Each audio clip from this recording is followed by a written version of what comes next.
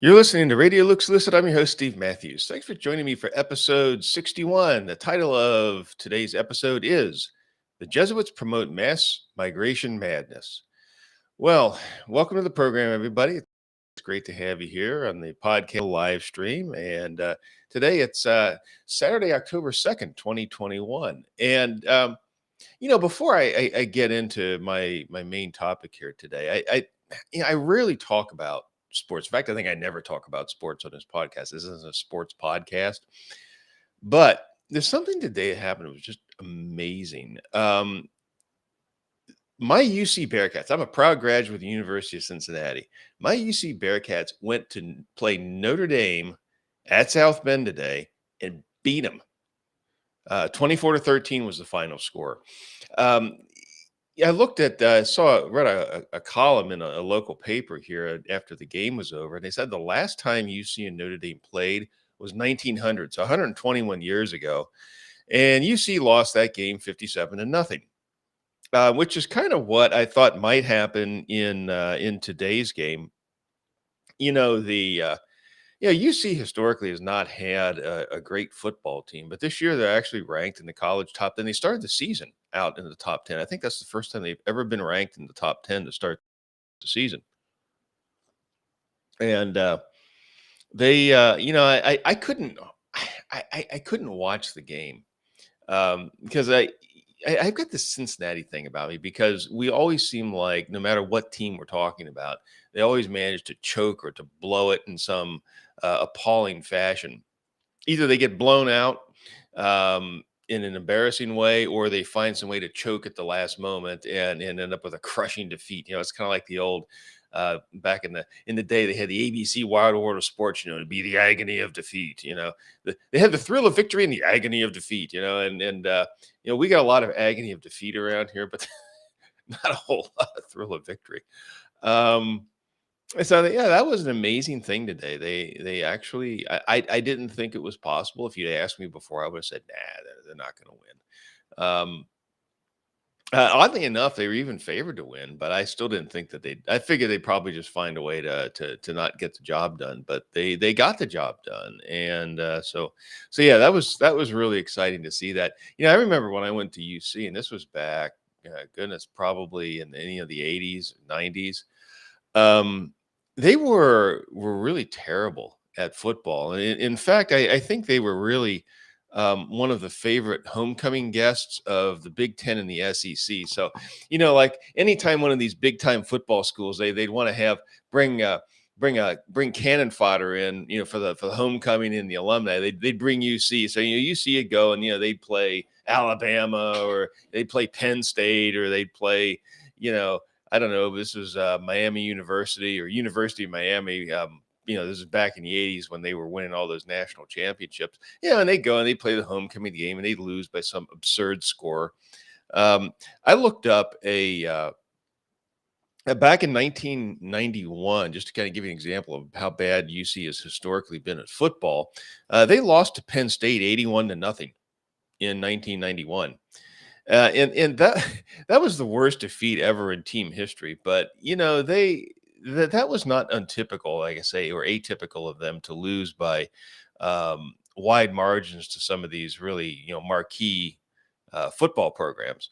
And so to see them go up and to win that game today was really extraordinary. And oddly enough, as weird as this sounds to say, they actually have a door open for them to play for the national title this year.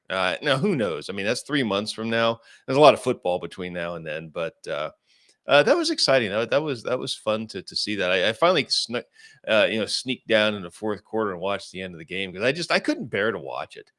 I really couldn't because it's just like I say. I guess it's just I've gotten into this sort of cringe mentality in for Cincinnati sports where it's just almost always disappointing.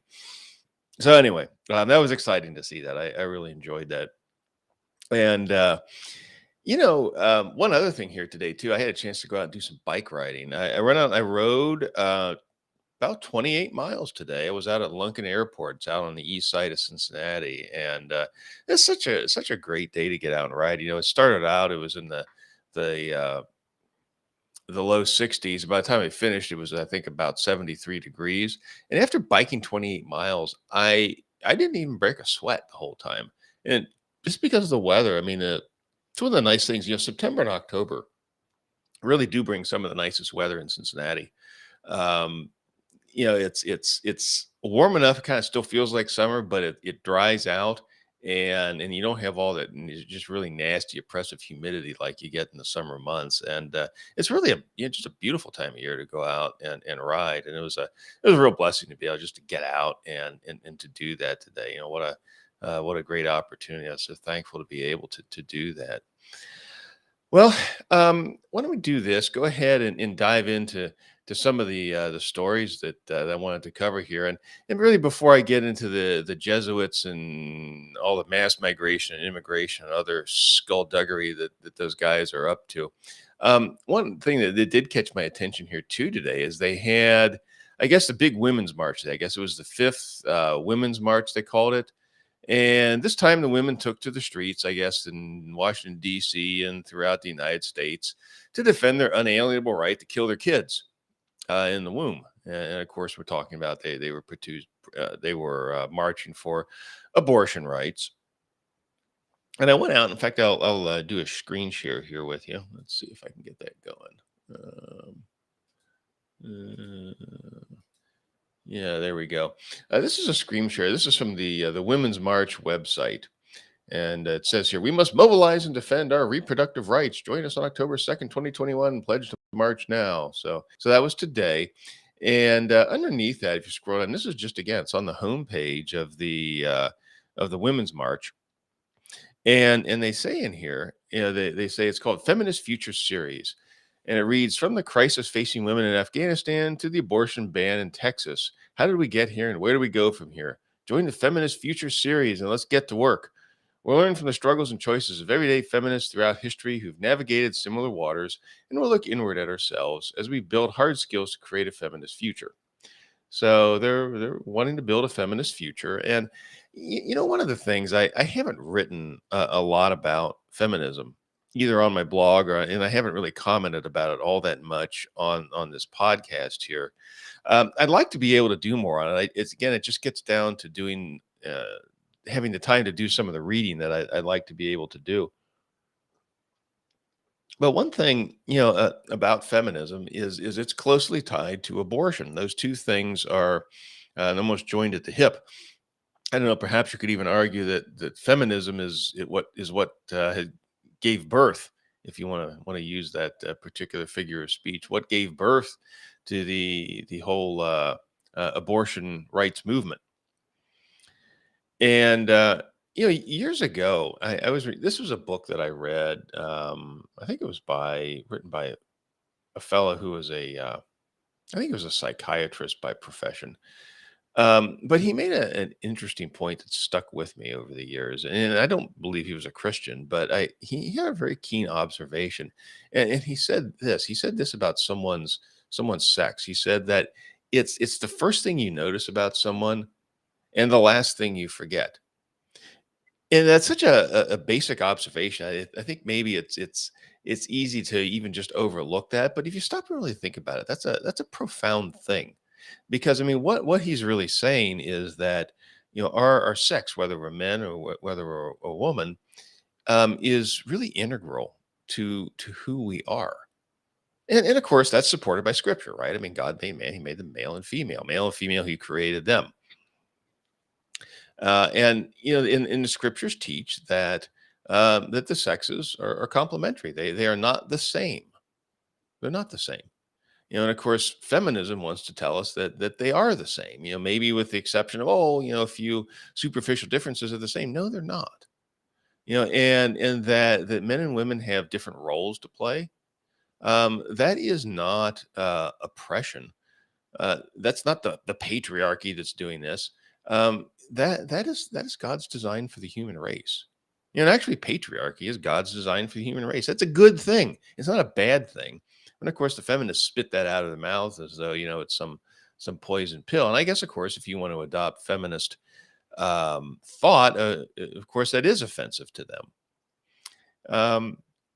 but it's a savage philosophy because it is a an attack on who we are as people in a way that I don't know that any other philosophy really attacks who we are in the way that feminism does.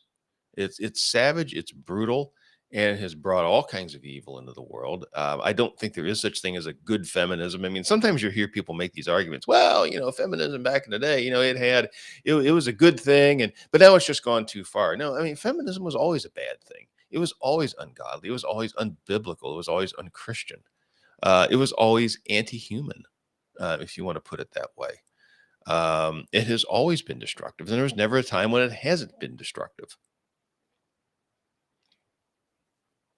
I was reminded a little bit of something that John Robbins wrote about that. He wrote a book a number of years ago, I guess probably back in the 80s. It's been a while. It's called Scripture Twisting in the Seminaries. And he wrote early on in that book, quote, "The rise of the women's movement with all its attendant evils, child abuse, promiscuity, adultery, homosexuality, abortion, and divorce has not met the sort of strong Christian opposition that it would have met in earlier centuries," end quote. And of course, so I mean, you see that in John Robbins, where he ties feminism to abortion. And of course, we see that here on the Women's March website. They tie, feminism and abortion go hand in hand. So, feminism and killing of kids in utero go hand in hand. I mean, having children is considered a blessing by God. It's held up everywhere in Scripture as a good thing. But the feminists think that it's a bad thing and it's something that should be terminated. And of course, the correct Christian position on abortion is that it's murder. It's infanticide. It's child sacrifice. I mean, of course, the ancient. You read the Old Testament, and the pagans surrounding Israel practiced child sacrifice, and of course, some of the Israelites were drawn into that as well. They made the children pass through the fire is the phrase that is the way it's put sometimes in the Old Testament, and there were Hebrew kings that did that. I think Hezekiah's father Ahaz did that. I think it said that about him, and I think there were probably other kings that did that as well. That's just one that happens to come to mind. It was child sacrifice, and of course we look on that today and we say, well, that's a horrifying thing, and of course it was a horrifying thing. But so is abortion. That's just our modern version of child sacrifice. That's what that is. That's our modern day, I don't know, Milcom or Molech or something like that. And these women are out marching to continue that awful practice. And that is a sinful and extraordinarily evil thing that they are doing.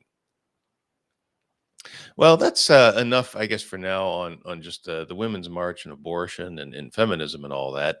That's a huge topic, and I think it's one I really would like to explore more going forward. But for right now, I think one of the biggest stories we've got going is all of this mass immigration and flooding of our country with migrants and refugees and immigrants and all of the chaos that's being created and deliberately being created on America's southern border. This is being done deliberately by the Biden administration. It's part of their carrying out of their program of political Romanism. They're basically they are carrying out the Pope's um, immigration, migration, and refugee policies. This is Romanism. This is political Roman. This is what political Romanism looks like. This is the Babylonian harlot attacking the United States of America through mass illegal and even legal immigration, migration, and refugee resettlement. And so, what I wanted to do here, though, today is I wanted to especially focus on the Jesuits' role in the immigration crisis and promoting the immigration crisis. Now, America has many enemies, both foreign and domestic, and among the greatest of our enemies are the Jesuits. The Jesuits have been kicked out of many, many countries since their founding, I guess almost 500 years ago, and they were kicked out because of their treachery. There's good reason for them to be kicked out.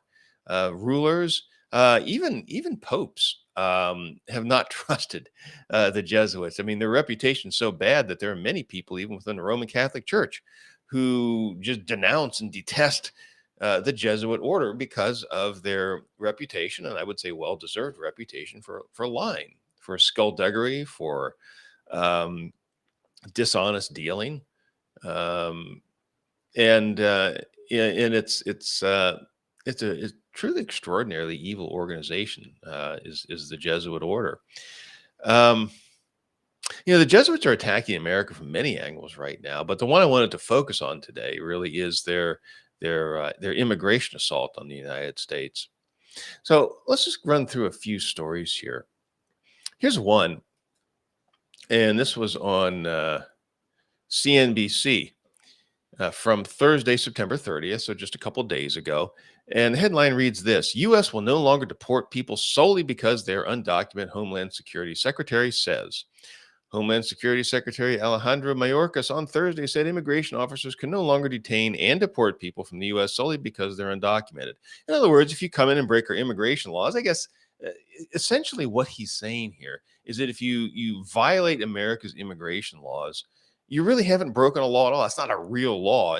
Essentially, he's removed by this new guideline is the way that it's presented here. It says Mayorkas unveiled new guidelines that direct ICE officers to focus on the arrest and deportation of immigrants who pose a threat to national and border security and public safety. So I guess just merely coming into the United States illegally doesn't pose a threat to national and border security or public safety.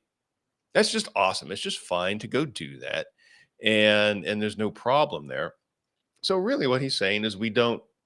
He's saying to those who would come to the United States illegally, come on up, come on up. And then is it any surprise when they do that? And then this man is so dishonest that he'll turn around and say, well, the problem with all the mass migration, all these Haitians and all this other stuff that's going on the southern border in Texas and in Arizona, all of this stuff, well, this is all Donald Trump's fault. No, it's all the Biden administration's fault. It's the Biden administration. It's Joe Biden. It's Alejandro Mayorkas, and it's the other people that are connected with this. It is their fault. They have done this. They are doing this to the United States of America. They are committing treason against the United States of America. That is what they're doing with their immigration policy. It's what they're doing. So Alejandro Mayorkas thinks it's just fine for someone to openly violate America's immigration laws. If you're in the country illegally, well, that's not enough reason to deport you. Essentially, that's saying we don't have immigration laws. Here's another. This is the Washington Post, and this is on the same story. DHS, that's the Department of Homeland Security, issues new arrest and deportation guidelines to immigration agents. So it's really, I guess, the Department of Homeland Insecurity, apparently. Of course, these are some of the, well, I don't know. I was going to say, the Biden administration, of course, they love to denounce American citizens as terrorists, domestic terrorists, and all this other stuff. But I mean, they're more than happy to bring in all these non-citizens, put them on the dole, with the ultimate goal of making them American citizens and getting them to vote in elections for the Democrats. In other words, what they're doing is they're carrying out replacement migration. That's what this is. The government of the United States, Joe Biden, and not just Joe Biden, but really America's elite classes. And you see this kind of thing out of, say, Barack Obama, out of Hillary Clinton. I mean, Barack Obama years ago, I mean, he made that famous comment about people, bitterly clinging to their guns and religion. And he was talking about mostly, America's white historic core population. That's who he was talking about principally. And of course, Hillary Clinton, famously denounced Trump supporters as a bunch of deplorables. And talking about the same kind of people, and these are the people, these are the great and good people. These are the people who've been to all the best universities and they have all the best positions and all the, they're lauded by all of the glitterati out there, all of the elite, sophisticated people. And they look down their long noses at ordinary Americans, and they hate them, and they want to destroy them. I think it's hard for a lot of just ordinary Americans, like people like me, or maybe like many of you who were listening to this podcast, to understand how much you're hated by your own government and by the people that make decisions. They detest you. I mean, this is not a fight that you started. This is a fight that they picked. Okay. And it's something that the bell's ringing, the alarm bell's going off, and you and I need to answer this. We need to answer with courage in Christ as Christians. But we have this headline here: DHS issues new arrest and deportation guidelines to immigration agents. And Homeland Security Secretary Alejandro Mayorkas issued broad new directives to immigration officers Thursday, saying that the fact that someone is an undocumented immigrant should not alone be the basis of a decision to detain and deport them from the United States. Well, I mean, that's ridiculous. Of course it should be. They violated American immigration law. They've done so willingly, they've done so knowingly. They should not be in the country. But of course, he wants to import as many people as possible. He wants to keep the ones who are here, and he wants to encourage those who are coming to continue to come. I mean, what he's done is he's lowered the cost of illegal immigration. And in economics, I mean, economics will tell you that the lower the cost, the more people will tend to take of it. So if you lower the cost of illegal immigration, you're going to get more illegal immigration. That's what he's doing. And he knows what he's doing. He knows exactly what he's doing. And, the word is right now that there's a massive caravan of Haitians, new caravan of Haitians on the way to the United States. Here's a headline. This is from the New American. And it says 40,000 Haitians on the way to U.S. through Mexico. Mayorkas update, no deportation order. And it reads here, if you thought Afghan rapists and child molesters were culturally enriching, you're in for another unexpected treat. 40,000 more Haitians who helped create the poorest nation in the Western Hemisphere are moving through Mexico on the way to the U.S. border. The leftist mainstream media seem to have ignored the figure from Breitbart News thus far. The Camp of the Saints invasion might not be the worst of what the Biden regime has planned. The Camp of the Saints, that's an interesting book. It was written by it's a Frenchman named Jean Raspail, I believe is how they pronounce his name. But he wrote this book, and this was written 50 years ago. So it was written in the early 70s. And it was about France being overwhelmed by migrants. And in the book, it was, I think they were coming from India, but there were just boatloads after boatloads after boatloads, and these people would come and it was really all about it was really a criticism of the idea of altruism, because people, there were people that in the novel, there were people who were running France. I read the novel. It's been a long time, but as I recall, they say, oh, we have this obligation to take care of these people. And so they come in, and then, they take care of these people, and you have boatloads and more boatloads and more boatloads and millions of people coming in. All of a sudden, France was completely overrun, which oddly enough is pretty much exactly what's happening to France today. I think that the native population of France is going to become a minority within that country fairly soon. And it's with all the mass immigration that they have coming in, particularly from Muslim countries. I think it's an open question whether France is even going to exist, at least historically, as we know it, as we think of France. So that was the novel Camp of the Saints. And I think, and of course, you see the same kind of thing happening here in the United States. And the story goes on here in New American. It says the Homeland Security Secretary Alejandro Mayorkas issued a new order on September 30th that all but stops deportations, even those of hardened criminals. Backed by President Joe Biden, Mayorkas has already planted more than 12,000 Haitians in the country. Once the next 40,000 assemble at the border and perhaps break through, or if Mayorkas invites them in, they won't be deported either. So, I mean, this is what the Biden administration has planned, and that won't be the last of it. I mean, there will be additional wave after wave after wave after wave. They're going to come because of the activities, because of the policies, the deliberate policies of the Biden administration. And this is not an oopsie. This is not, oh, golly, we didn't expect that stuff to happen.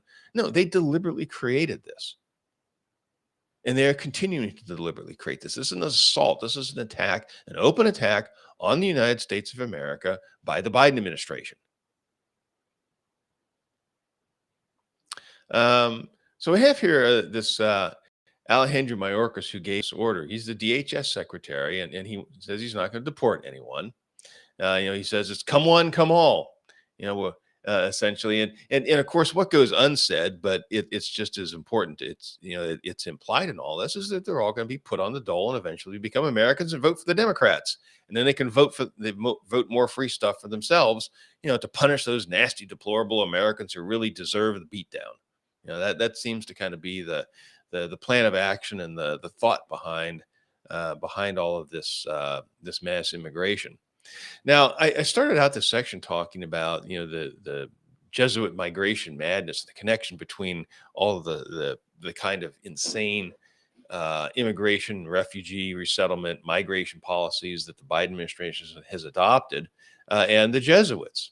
So, what does all this have to do with the Jesuits? Well, one thing that's very interesting, I just found this out today here that Alejandro Mayorkas,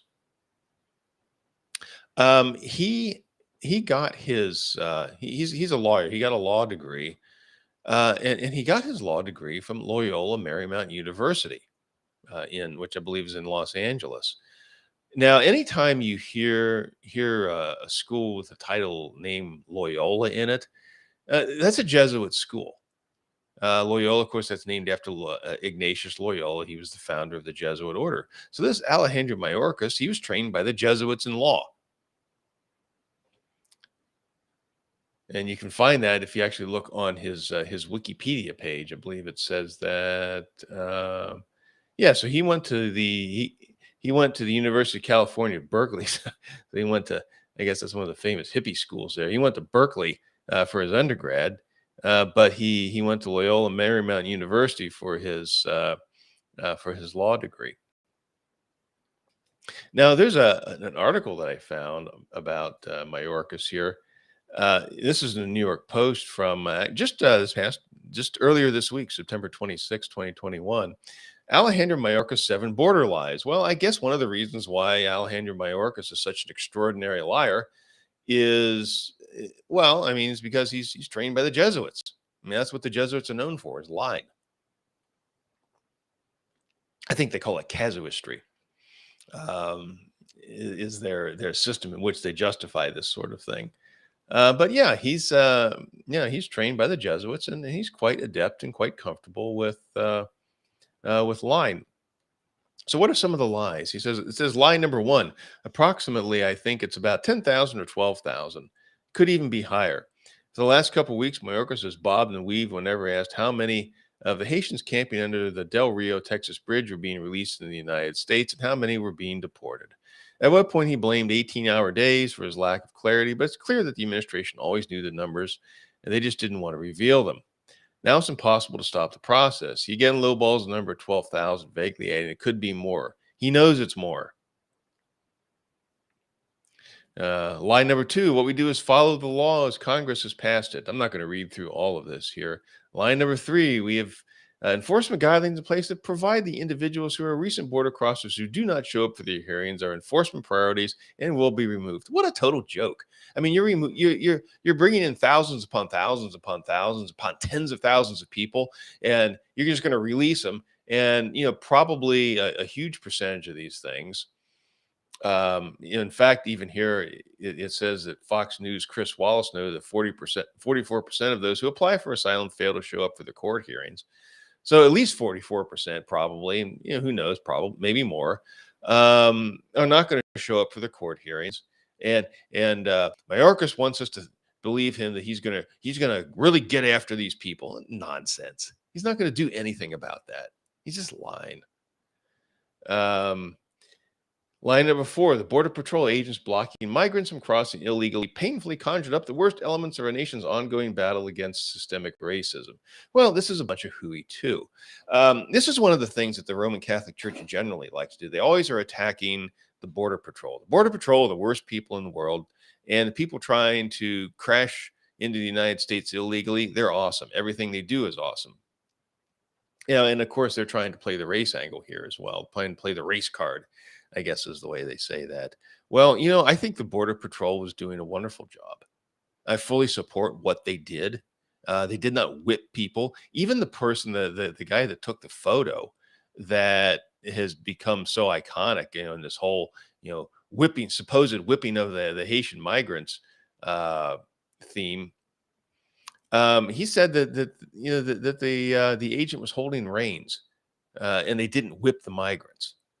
Yeah, so I mean that whole thing was just fake news. It was just a lie. It was designed really as a diversion by the Democrats to take people's focus off of their disastrous policies, which they have deliberately set up that are destroying the United States of America. And they tried to shift the focus. So it's look over here, don't look over here. You're looking over here at all these migrants. No, you don't want to see that. What you want to do is you want to see all these quote racist border patrol agents when nothing of that sort took place. That is a vicious lie. And let's see, here's another one. Lie 5. We do not agree with the building of the wall. The law provides that individuals can make a claim for humanitarian relief. That is actually one of our proudest traditions. And the New York Post says, the wall is to prevent someone from sneaking over the border illegally. If someone's applying for humanitarian relief, they go to an official border crossing. That's right. Yeah. In fact, if you want to come in as an asylee, or as a refugee, if you're being persecuted in your home country, you can go to a U.S. consulate in that country and apply as a refugee, but you don't have to come sneak into the United States illegally to do it. But Mayorkas wants to just continue to lie about the policies of the Biden administration. 11 million people in this country without lawful presence is a compelling reason why there is unanimity about the fact that our immigration system is broken and legislative reform is needed. By reform, says the New York Post, Mayorkas means mass amnesty. Yes, that's exactly what he means. To the Democrats, there should be no limit to those allowed into the United States, and all of them should become instant legal residents, even citizens. But so yeah, that when they talk about reform, that's exactly what they mean. They want to create tens of millions of new Democrats. That can dilute your vote, that can overwhelm your vote, and continue to push this country into socialism. And the final one says, I wouldn't call it a flood. The pictures of a ragged tent city of 15,000 under a bridge in Texas would say otherwise. Yeah, it is a flood. And it's a flood that's being caused by you, Alexandra Mayorkas, and of course, in that no good, illegitimate president of a boss that you have, Joe Biden, who's basically just a tool of the papal Antichrist. That's what he is. And I wrote a blog piece a few weeks back, I guess about 3 weeks now, talking about the political Romanism of Joe Biden and creating a situation of mass migration, mass immigration, mass refugee resettlement, all done at taxpayer expense. I mean, all these people they're showered with fabulous cash and prizes once they come here, all at taxpayer expense. This is a policy of the Biden administration, which is merely just carrying out the immigration policy of the Pope. This is really ultimately a papal, of course, and it's the Jesuit Pope on top of all that. Um, and yeah, and so all of this stuff that Mayorkas is pushing is just really the policies of the Roman Church state. Here's another article talking about the lies of Alejandro Mayorkas. This is in Breitbart News, and it says exclusive Mark Morgan. Almost everything Alejandro Mayorkas says is a lie. So who's Mark Morgan? Well, Mark Morgan, it says here in the article, it says he's former chief operating officer and acting commissioner for Customs and Border Protection. He told Breitbart News that the Secretary of the Department of Homeland Security, Alejandro Mayorkas, is regularly lying to the public about the status quo of border security and illegal immigration. This is a quote, almost everything that comes out of that man's mouth with respect to border security and illegal immigration is a lie, end quote. Morgan said on Sirius XM's Breitbart News Sunday with host Joe Polak. Last week, Mayorkas blamed the Trump administration for an ongoing flow of migrants across the southern border. The former administration, he alleged, quote, dismantled our capabilities, end quote, to address migration across the U.S.-Mexico border. Morgan remarked, quote, the Biden administration has created the worst situation we've seen in modern history. This president inherited the most secure border in modern history and has destroyed it all. They're lying to the American people. This does not make me feel good to say, but I'm going to keep saying the truth, end quote. And of course, Mark Morgan is exactly right. The Trump administration they did some really good work on the southern border. There are problems. There are things they could have done better. They needed to address, for instance, birthright citizenship, which is just insane. But nevertheless, they did a lot of good work. Helped stanch the flow of the massive amount of illegal immigration across the southern border of the United States and Mexico. And for this line, no good Alejandro Mayorkas, this Jesuit trained Alejandro Mayorkas, Department of Homeland Security secretary that we have, to even begin to blame the situation on the southern border in the Trump administration is one of the most obviously dishonest, bogus, nonsensical things that I have personally ever seen. I mean, I know that politicians lie, but that's kind of like next level dishonesty. I mean, that's definitely kicking it up a notch. That's not just your normal kind of lies. I mean, that's a special kind of dishonesty. Of course, he's trained by the Jesuits. That's what the Jesuits do. They lie a lot. They have a big problem with the whole bearing false witness thing. That's a real challenge for those guys. Um, and the thing is, in my workers is just the tip of the iceberg. One of the things, and I was just doing just a quick search of the internet, for Jesuits and immigration and these types of things. And I mean, finding connections between Jesuits and the promotion of mass nation breaking migration, it's actually one of the easiest research projects you could ever have. There's a lot of low hanging fruit out there, and I'm sure that I've just barely scratched the surface on this stuff. But here's a couple of things that I found that I thought that I'd share with you that maybe you'd find interesting. Here's one. This is on the Jesuits.org website, and it's their migration section. You can see here. Here's what it says: Migration. We are committed, this is the Jesuits speaking, we are committed to building a culture of hospitality and solidarity with migrants, refugees, and asylum seekers. Many recent policy changes in the U.S. and Canada expose migrants to considerable danger rather than protect them.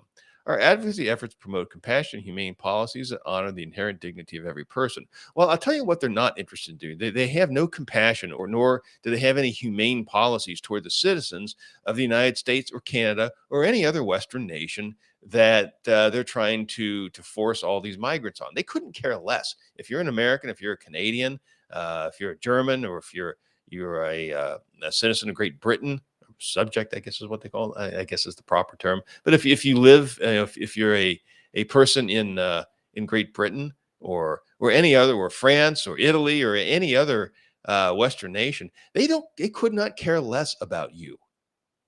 They hate and despise you.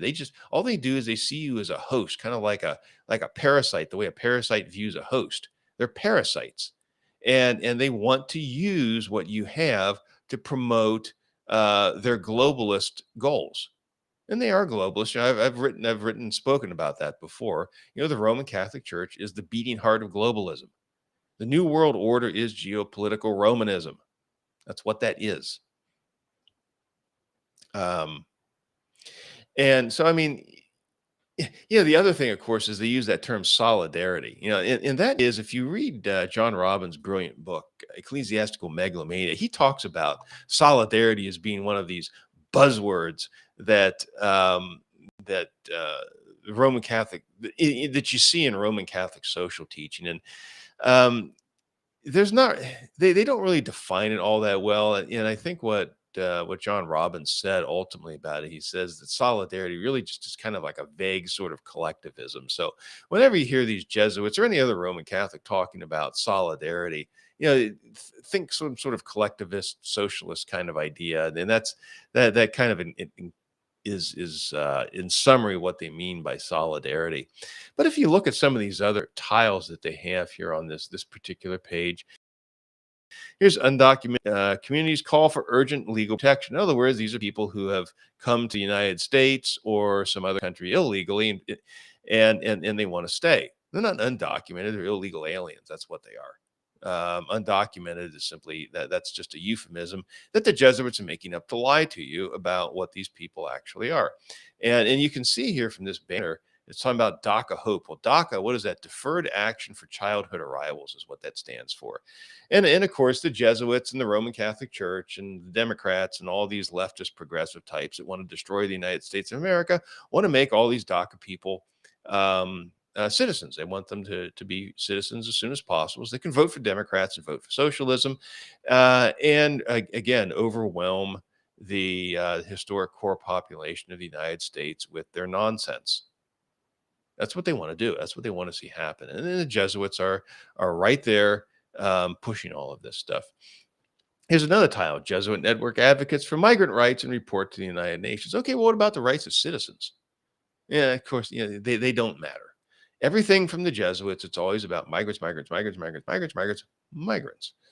You as a citizen don't matter. You have to understand that these people despise you. What are the possibilities for immigration reform in the United States? And again, what do they mean by immigration reform? Mass amnesty. That's what that means. Now, my idea of immigration reform is, for starters, getting rid of birthright citizenship. But of course, that would be absolutely appalling. I mean, the Jesuits are outraged about that. I've seen articles written in Jesuit publications about it. And they're just vile people. Yeah, here's another article: Help the Jesuits End Title 42.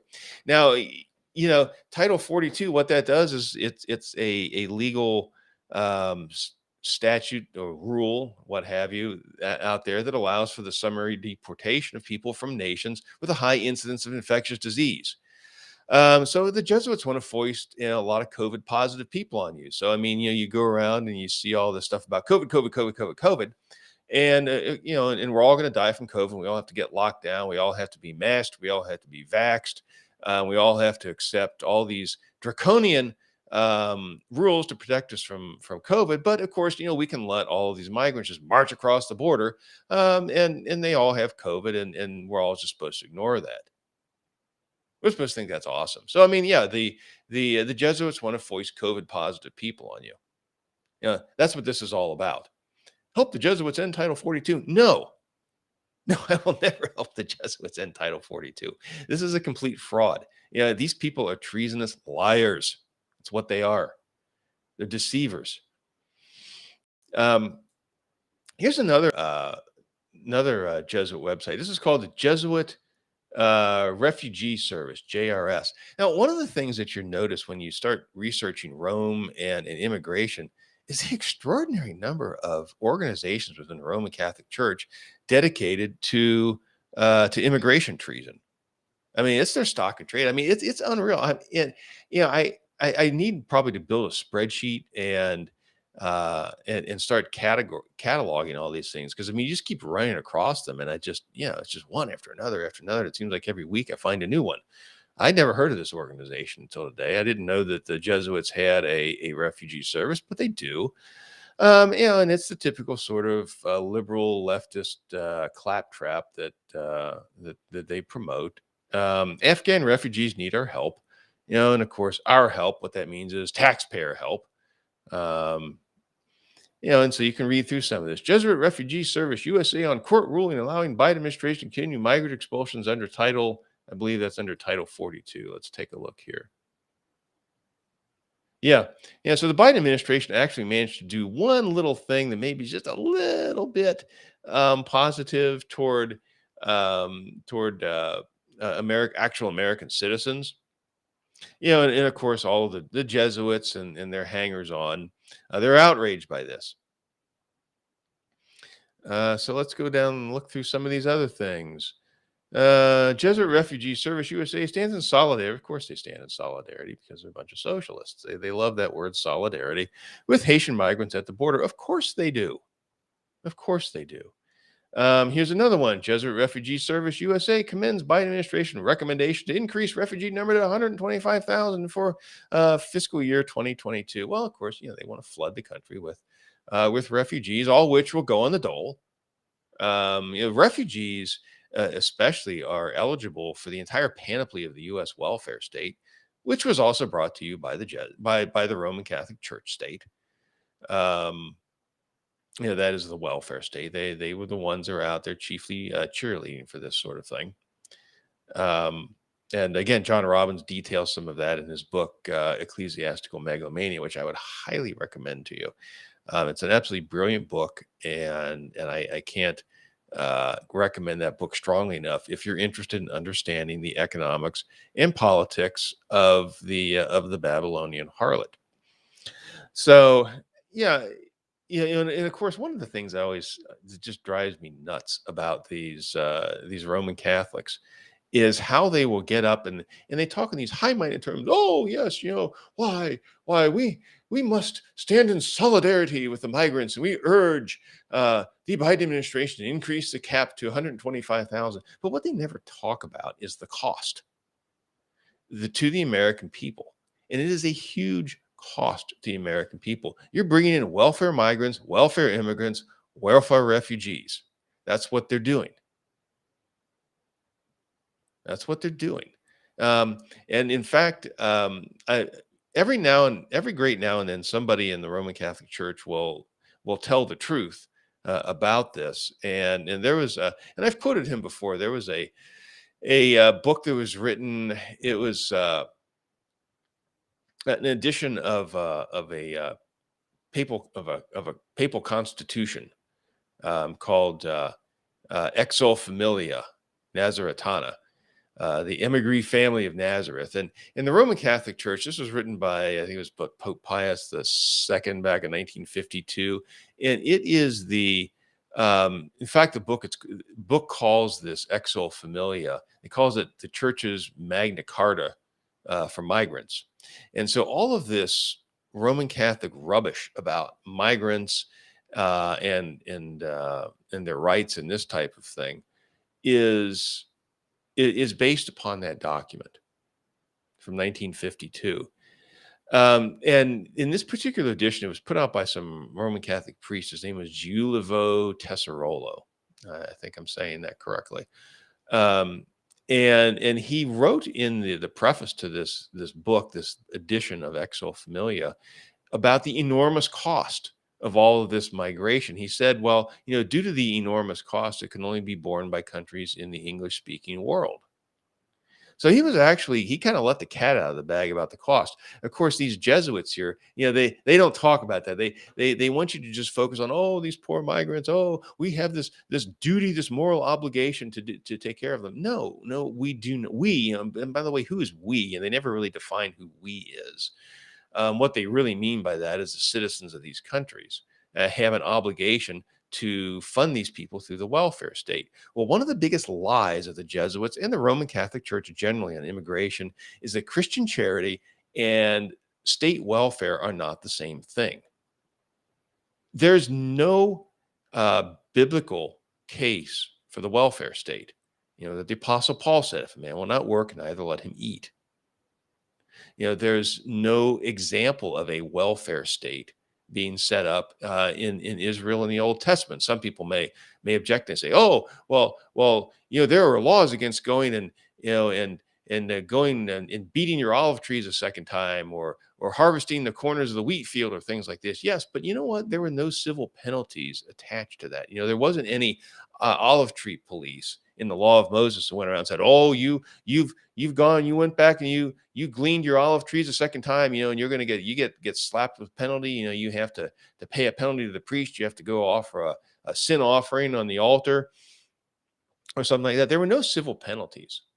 Now it was a command of God, but there are no civil penalties attached to it. So it was a sin not to do it, but it was not illegal.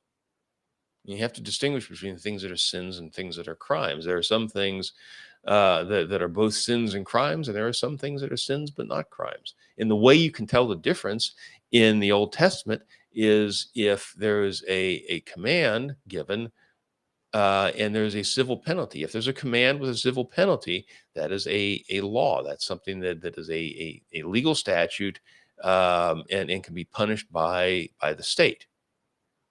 It's a crime. On the other hand, if you have something where there's a command, but there's no civil penalty attached to it, it's a sin to do those things, to ignore those commands, but there's no punishment. Now, with the welfare state, of course, the tax money is extracted out of your hide. Try withholding your money for the welfare state and find out what happens to you. You're going to end up with a lien on your property and it probably end up in jail. So yeah, there are civil penalties to that. But I mean, the Jesuits in particular, and the Roman Catholic Church in general, they try to blur this idea, and they speak of we as though we have some obligation. Well, we do not have an obligation to to put these people on the dole. There's zero obligation on the part of the American people to support any of these individuals with taxpayer money. Zero. That is a lie. That is a fraud that's perpetrated constantly by the Roman Church state and by the Jesuits.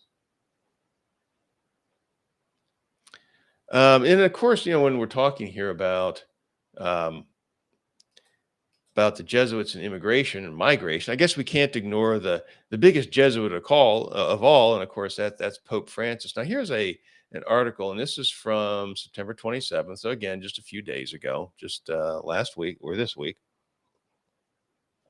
Headline says, as Pope urges open doors, migrants face closures around the world.